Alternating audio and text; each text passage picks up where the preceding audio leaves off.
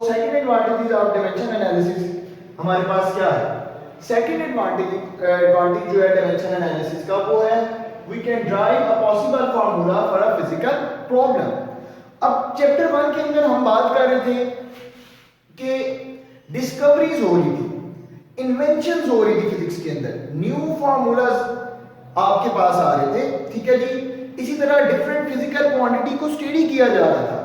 अब पहला प्रॉब्लम तो हमने सॉल्व कर लिया अपने लेक्चर 1 में कि हमने वहां पे देख लिया कि किसी भी फिजिकल क्वांटिटी का जो रिलेशन है, जो फॉर्मूला है, उसको हमने करेक्ट या वो रॉन्ग है उसको हमने प्रूव कर लिया था by the method of homogeneity. आज के लेक्चर में हम ये करने जा रहे हैं कि कोई भी फिजिकल क्वांटिटी है उसका फॉर्मूला ड्राइव करने जा रहे हैं। हम फॉर्मूला कैसे ड्राइव करेंगे किसी भी फिजिकल क्वांटिटी का, उसके लिए हम लेक्चर स्टार्ट करने से पहले कुछ चीजें मैं डिस्कस करता चलूं डायमेंशन के हवाले से। हमारे पास सबसे पहली चीज होती है डायमेंशनल वेरिएबल। डायमेंशनल वेरिएबल्स क्या होंगे? First we need to know what is variables. Variables हम किन्हें बोलते हैं जी? वेरिएबल्स हम तमाम क्वांटिटीज को बोलते हैं जिनकी वैल्यू फिक्स नहीं होती। वेरिएबल वर्ड हमारे पास आया वेरी करना से, कहते हैं ना जी कि फलां चीज की जो प्राइस है वेरी करती है, वेरी मींस कि उसकी प्राइस फिक्स नहीं होती। सेम है डायमेंशनल वेरिएबल वो तमाम की तमाम फिजिकल क्वांटिटीज जिनकी वैल्यू फिक्स नहीं होती, वेरी करती है, और वो क्या होती, उनकी कोई डायमेंशंस भी होती हैं। सबसे पहली क्वांटिटी होगी फोर्स, ठीक है जी। जैसे फोर्स है हमारे पास, फोर्स की वैल्यू फिक्स नहीं है, 5 newton force, 10 newton force, 16 newton force, ठीक है जी। अकॉर्डिंग टू प्रॉब्लम्स हम देखते हैं जी different quantity of force involve होता है, दैट्स व्हाई उसकी कोई फिक्स वैल्यू नहीं है, तो हमारे पास वो पहले क्या हो गया वेरिएबल। और इसी तरह इसके डायमेंशंस है तो हम कहेंगे force is a dimensional variable. Next हमारे पास आ जाएगा जी एक्सेलरेशन। एक्सेलरेशन में क्या था जी? एक्सेलरेशन भी हमारे पास इसकी वैल्यू जो है वो वेरी करती है, इसीलिए हम इसको कहते हैं कि ये क्या है डायमेंशनल वेरिएबल। डायमेंशंस भी है एक्सेलरेशन की और उसकी वैल्यू भी वेरी करती है, तो ये इसकी डायमेंशन हो जाएगी LT-2। नेक्स्ट आपके पास होता है जी डायमेंशनल कांस्टेंट। अब कांस्टेंट कौन सी चीज है जी? वो तमाम फिजिकल क्वांटिटीज जिनकी वैल्यूज फिक्स होती हैं, चेंज नहीं होती, उसे हम कहते हैं डायमेंशनल, उसको हम कहते हैं कांस्टेंट। इसी तरह डायमेंशनल कांस्टेंट कौन से? वो तमाम फिजिकल क्वांटिटी जिनकी वैल्यू फिक्स हो और उनकी कुछ ना कुछ डायमेंशंस भी हो, तो उन्हें हम कहते हैं ये हमारे पास डायमेंशनल कांस्टेंट है।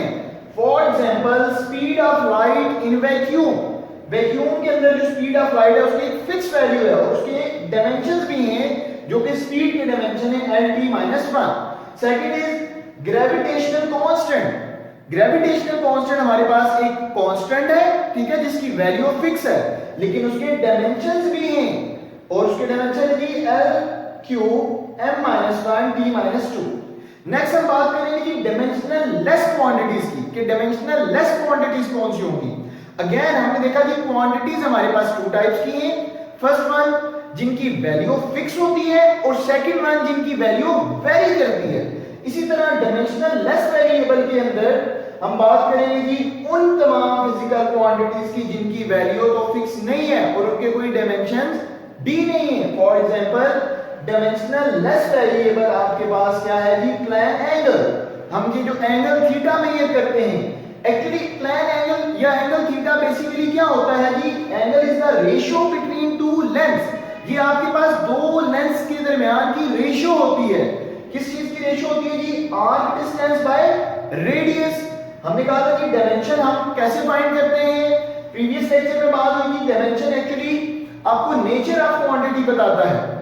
अब नेचर क्या है? डिस्टेंस की लेंथ, ठीक है जी। इसी तरह रेडियस क्या है? Radius is also a distance between centre and circumference. Circle के सेंटर से सर्कमफेरेंस का जो डिस्टेंस होता है उसे हम कहते हैं रेडियस, तो उसकी भी नेचर लेंथ की होगी। तो आपके पास लेंथ रेशियो लेंथ डायमेंशंस आ गई, तो ये दोनों डायमेंशंस कैंसिल आउट हो गए, इसलिए हमारे पास ये क्या हो जाता है डायमेंशनल लेस वेरिएबल। इसी तरह अगली जो क्वांटिटी है जी डायमेंशनल लेस वेरिएबल की जो नेक्स्ट एग्जांपल है वो हमारे पास है स्ट्रेन।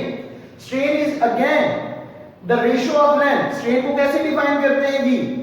अगर मैं बात करूं टेंसाइल स्ट्रेन की, change in length divided by original length. तो ये change in length divided by original length, इन दोनों की नेचर क्या है, लेंथ लेंथ, तो दोनों का डायमेंशन कैपिटल है, अगेन कैंसिल आउट होता है और ये डायमेंशनल लेस वेरिएबल होता है। फिर इसी तरह आपके पास डायमेंशनल लेस कांस्टेंट होते हैं।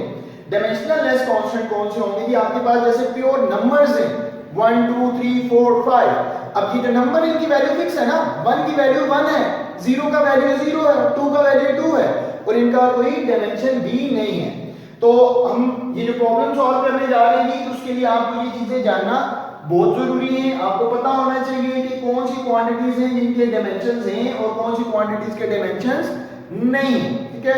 नेक्स्ट हम मूव करेंगे जी बहुत इंपॉर्टेंट फेडर बोर्ड पॉइंट ऑफ व्यू से न्यूमेरिकल प्रॉब्लम्स, स्पेशली चैप्टर 1 से जो आते हैं वो मोस्टली इसी टॉपिक से, प्रीवियस जो पेपर्स हमने टाइम देखा है वो इसी टॉपिक से आपका चैप्टर 1 के न्यूमेरिकल्स कवर होते हैं, ठीक है जी। मोस्ट इंपॉर्टेंट टॉपिक है तो इसको जरा हम एक्सप्लेन करेंगे। अब इसके कुछ स्टेप्स हैं जी। आपको जब भी ड्राइव करना है कोई formula with the help of dimension analysis तो आपको सिर्फ और सिर्फ इसका सीक्वेंस आना चाहिए।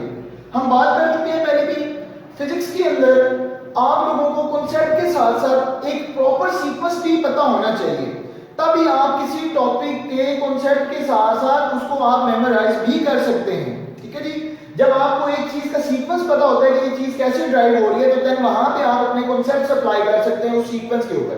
तो एक शॉर्ट टिप है आपके लिए, एक सीक्वेंस है कि आप डायमेंशनल एनालिसिस से किसी भी फार्मूला को कैसे प्रूव कर सकते हैं। तो इसको मैंने डिवाइड किया है इनटू 4 स्टेप्स, ठीक है जी। आपको जस्ट ये 4 स्टेप्स मेमोराइज करने हैं और इन्हीं 4 स्टेप्स के ऊपर आपको वही बेसिक स्टेप जो है जी अप्लाई कर देने कॉन्सेप्ट्स। आपको वही बेसिक डायमेंशन LMT, ठीक है जी, L for the length, capital M for the mass, T for time, तो वही बेसिक डायमेंशन आपने इन 4 स्टेप्स को अप्लाई करनी है। स्टेप 1 हमारे पास क्या होगा जी, make equation using given condition. आपके पास कोई भी न्यूमेरिकल प्रॉब्लम हो उसकी आपने कंडीशंस को अप्लाई, उसकी कंडीशंस को देखते हुए उसकी एक इक्वेशन बना लेनी है। फिर इसी तरह हम बात करेंगे जी स्टेप 2 हमारा है find the dimension of all participant.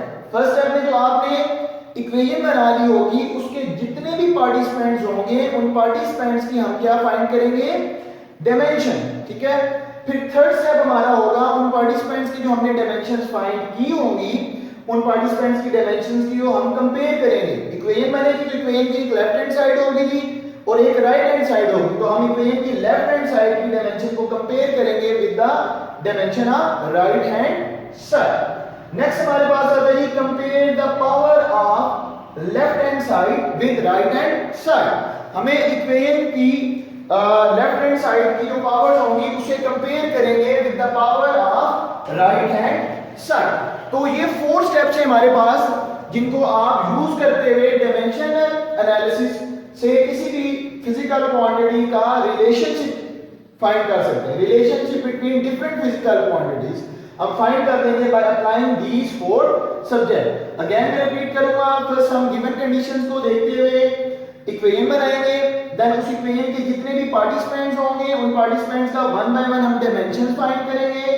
Then जो हमने डायमेंशंस फाइंड की होंगी जी उसमें हम इक्वेशन की लेफ्ट हैंड साइड की डायमेंशंस को कंपेयर करेंगे with the dimension of right hand side. Then हम कंपेयर करेंगे जी powers of left hand side with the right hand side. तो ये 4 बेसिक स्टेप्स करते हुए आप इजीली डायमेंशनल एनालिसिस से किसी भी फिजिकल क्वांटिटी का जो रिलेशन है उसे प्रूव कर सकते हैं।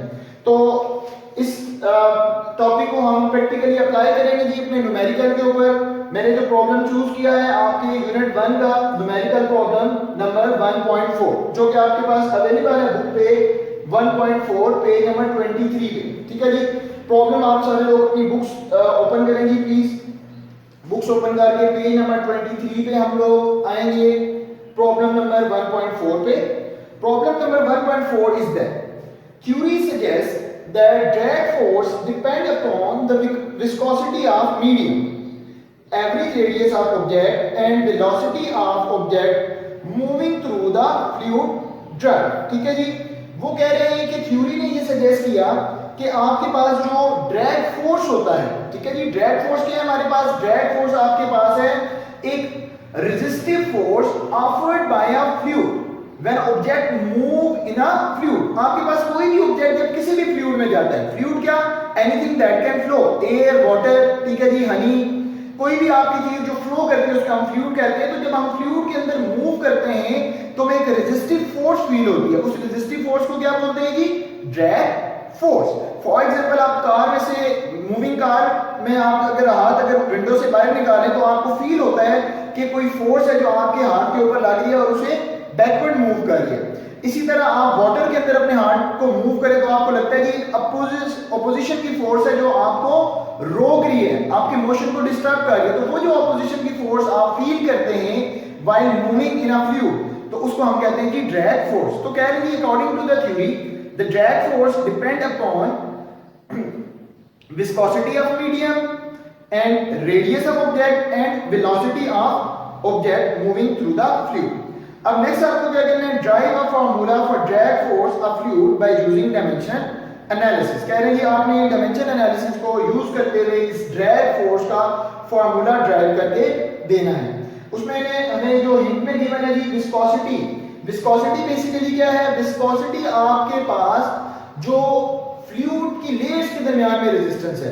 एक्चुअली जो फ्लूइड होता है स्टूडेंट्स वो आपके पास मूव करता है layer by layer. For example ये हमारे पास बुक है जी, बुक के ये पेजेस की एक लेयर है, इसी तरह फ्लूइड की ये लेयर होती है। तो फ्लूइड कैसे मूव करता है? पहले ये टॉप लेयर मूव करेगी, देन ये बॉटम लेयर, देन उससे नीचे वाली और सो ऑन, ऐसे आपका लेयर बाय लेयर मूव करेगा। तो इन लेयर्स के दरमियान में भी एक रेजिस्टिव फोर्स होती है जिसको हम बोलते हैं विस्कोसिटी ऑफ दैट फ्लूइड, ठीक है जी। तो वो कह रहे हैं कि विस्कोसिटी का जो हमारे पास डायमेंशन है वो न्यूमेरिकल के हिंट में गिवन है, that is ml-1 t-1। Now we can apply these four steps and find out the formula for the drag force according to the step 1। What is step 1? Now apply the following four steps on numerical problem.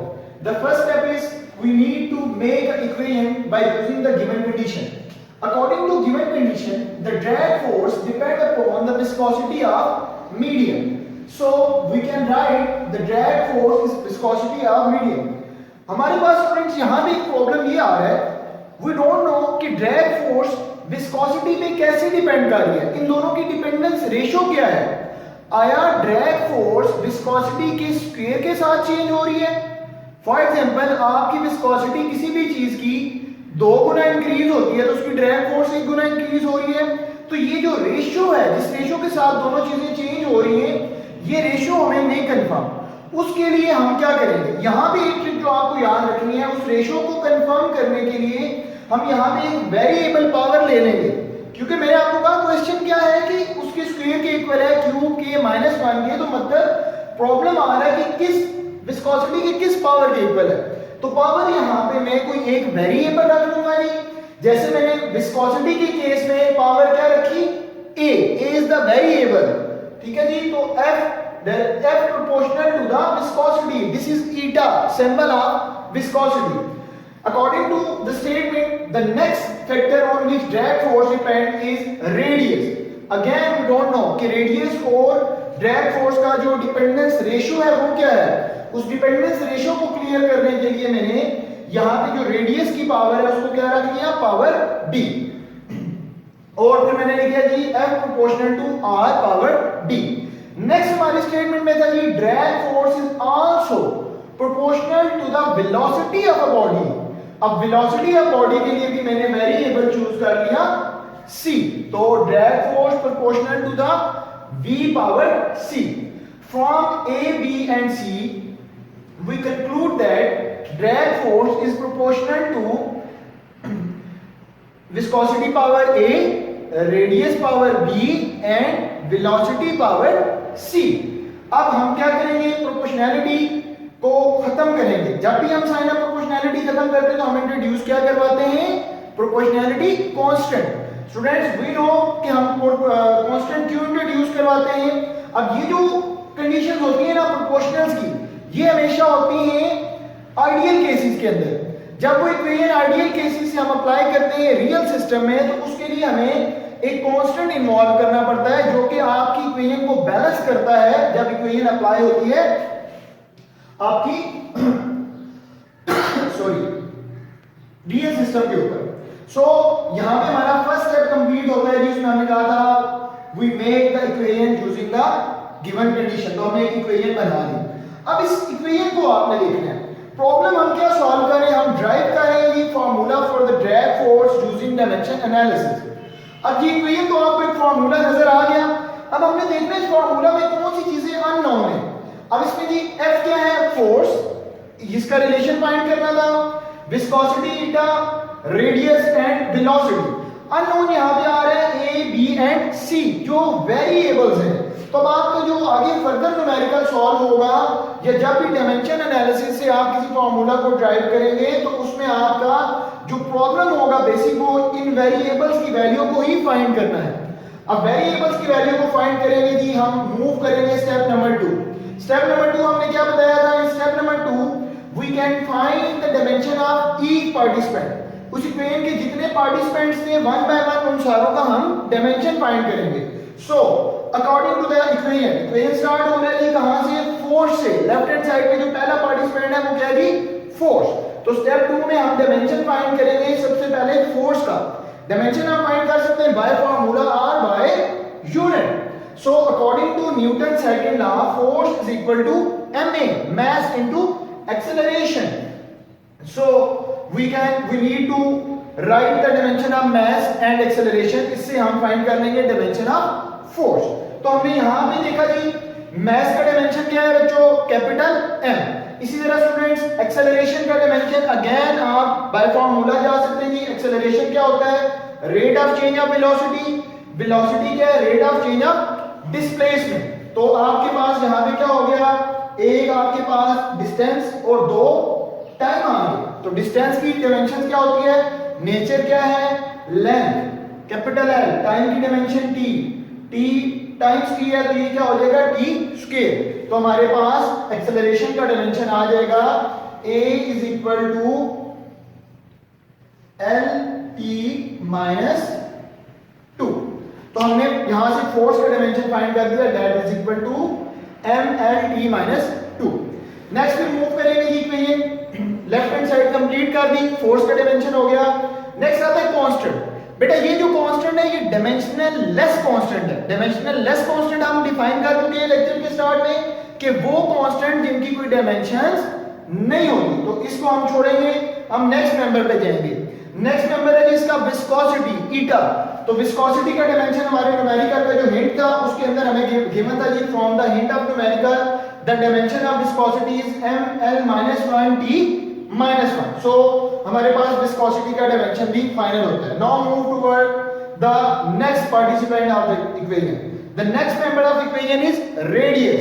Radius क्या है जी, मैंने क्या कहा, dimension में जब भी जाना है तो आपने बेसिक्स, आपने उसकी नेचर देखनी है. नेचर कैसे पता चलेगी, डेफिनेशन से. रेडियस क्या होता है, distance from centre of circle to the circumference of circle. किसी सर्कल के सेंटर से उसके सर्कमफेरेंस का डिस्टेंस. और नेचर क्या होगी, बार बार मेरे वर्ड्स पे गौर करें, क्या आ रहा है, distance from centre to circumference. तो उसकी नेचर लेंथ की होगी तो उसकी डायमेंशन कैपिटल L आएगी. Now the last participant of the equation that is velocity. We need to find the dimension of velocity. Again, by formula, what is velocity? Velocity is rate of change of displacement. So, for the dimension of velocity, we need to write the formula of velocity, that is distance by time. So, the dimension of velocity is Lt - 1. Students, हमने step 2 में dimensions find करनी थी तमाम participants की. हमने तमाम participants of the equation की dimension find कर ली है. हम सारी की सारी डायमेंशन इस इक्वेशन में पुट करेंगे. So first equation of dimension of force that is mLt - 1. Then the next participant is constant that is dimensionless. Then next participant is eta viscosity, उसका डायमेंशन लिख दिया. फिर रेडियस का dimension and finally हमने velocity का dimension लिख दिया. और उस फार्मूला में जो पावर्स थी A B C वो आ गई. थोड़ा सा इक्वेशन को सिंपलीफाई करेंगे स्टूडेंट्स. फर्स्ट ऑफ ऑल मैंने क्या किया, इन सारी पावर्स को हमने मल्टीप्लाई किया. लेफ्ट हैंड साइड पे कोई पावर ना था, राइट हैंड साइड में जो फर्स्ट पावर्स आ रही थी वो आ रही थी विस्कोसिटी की पावर A. पावर A को मैंने मल्टीप्लाई किया, m of A L - A t - A. Then length का पावर आ गया था B. बी हमारे पास मल्टीप्लाई हो गया अंदर जी, इसी तरह सी अंदर मल्टीप्लाई हो गया। उसके बाद मैंने क्या किया, मैंने ये देखा कि आपके पास कौन सी वाली बेसिस है जो कॉमन है। मैथमेटिक्स का रूल है जी, बेस कॉमन हो तो पावर ऐड हो जाती है। तो हमने देखा कि हमारे पास जो इक्वेशन का राइट हैंड साइड मान रहा है उसमें बहुत से वाली जो बेसिस हैं वो कॉमन आ रही है डिफरेंट पावर्स के साथ। पहले हमने देखा मैथ्स पूरी इक्वेशन में एक ही है जी, और कोई मैथ्स नहीं है तो ये सिंगल पावर ए के साथ आ गया। फिर हमने देखा लेंथ इक्वेशन में मौजूद है जी with power minus a, with power plus b and with power positive c. Base same है एल एंड एल, सारी बेसिस सेम हो तो पावर्स ऐड हो जाती है, minus a plus b plus c. Then next हमारे पास आ गया स्टूडेंट्स, सॉरी नेक्स्ट हमारे पास है जी टी हमारे पास अवेलेबल है with two power minus a and minus c. तो हमने अगेन बेसिस सेम है तो पावर ऐड होगी, minus a and minus c. ये माइनस सी है ना जी, तो ऐड होना था प्लस माइनस माइनस ए माइनस सी। सेकंड स्टेप हमारा कंप्लीट हो चुका है जी। हमने क्या कर लिया, डायमेंशन फाइंड कर दी तमाम पार्टिसिपेंट्स की। अब हमारा स्टेप नंबर 3 पे आएंगे। स्टेप नंबर 3 हमारे पास था students, compare the dimension of both sides. हमने लेफ्ट हैंड साइड की डायमेंशन राइट हैंड साइड से कंपेयर करनी थी। तो पहले हम जो डायमेंशन कंपेयर करने जाएंगे वो होगा dimension of mass. Dimension comparing में आपने ये देखना है जी कि लेफ्ट हैंड साइड पे मास किस पावर के साथ है या राइट हैंड साइड पे मास कितनी बार उस इक्वेशन के अंदर यूज हुआ है। तो हमने देखा जी लेफ्ट हैंड साइड पे मास विद पावर 1, जिसके ऊपर कोई पावर नहीं होती उसकी पावर क्या होता है बेटा, पॉजिटिव 1। तो स्टूडेंट्स लेफ्ट हैंड साइड पे मास हमारे पास अवेलेबल है विद पॉजिटिव पावर पॉजिटिव 1 और राइट साइड पे मास अवेलेबल है विद पावर a। इसके अलावा मास पूरी इक्वेशन में और कहीं नहीं है। नेक्स्ट हम जो कंपेयर करेंगे वो हम कंपेयर करेंगे लेंथ के लिए l। लेफ्ट हैंड साइड पे लेंथ अगेन हमारे पास है जी विद पॉजिटिव पावर 1। ठीक है जी, मैं यहाँ पे वो पावर लिख रहा नहीं हूँ, जब भी पॉजिटिव पावर 1 होती है तो उसे हम मेंशन करने की जरूरत नहीं होती। इट्स अंडरस्टूड कि जब पावर नहीं है किसी चीज के ऊपर तो उसका पावर प्लस 1 होगा। फिर right hand side of equation देखेंगे, राइट हैंड साइड पे हमने सिंपलीफाई ऑलरेडी किया हुआ है। l हमारे पास है जी with 3 powers minus a plus b and plus c। इसके अलावा लेंथ और इस इक्वेशन में नहीं है। नेक्स्ट हमारे पास आ रहा है जी t, time, capital T। Time हमारे पास राइट हैंड साइड पे है with power -2 and left hand side के ऊपर टाइम हमारे पास अवेलेबल है with power -a and -c। तो इसके अंदर हमने देखा बेसिक 3 हमारे जो पार्टिसिपेंट्स हैं जी 3 डायमेंशंस हैं m, l एंड t। उन तीनों डायमेंशंस को हमने कंपेयर कर लिया। तो यहां पे हमारा क्लोज होगा step number 3। Now the final step that is step 4। Keep in mind हम ये पूरे का पूरा प्रॉब्लम सॉल्व कर रहे हैं आप इन 3 वेरिएबल्स के लिए a, b एंड c के लिए। तो स्टेप 3 के अंदर हमने क्या करना, स्टेप 4 में हमने क्या करना है स्टूडेंट, स्टेप 4 था हमारे पास कंपेयर द पावर्स। अब हम दोनों साइड्स की पावर को कंपेयर करेंगे। तो फर्स्ट में क्या करूं, स्टेप 3 में जो मैंने मास लिया हुआ है इसकी पावर को कंपेयर करूंगा। तो स्टेप 3 में देखिए मास लेफ्ट हैंड साइड में इसकी पावर क्या है 1, मैंने यहां पे लिख दिया जी पॉजिटिव 1। राइट हैंड साइड में हमारे पास इसकी पावर क्या है a, so a is equal to 1। तो पहले वेरिएबल की वैल्यू आ गई that is a is equal to 1। Next मैं आपके पास कंपेयर करूंगा जी टाइम की पावर्स। टाइम हमारे पास ये है जी, इसमें आपकी राइट साइड पे जो टाइम की पावर है वो क्या है -2, तो मैंने ये लिख दिया -2। लेफ्ट हैंड साइड पे टाइम की पावर क्या है -a -c। Got it. अब a की वैल्यू हमने ऑलरेडी फाइंड की है that is equal to 1। Equation में a की वैल्यू पुट करेंगे तो क्या होगा -2 इक्वल टू -1 -c। 1 इक्वेशन की साइड पे शिफ्ट होगा तो +1 हो जाएगा जी।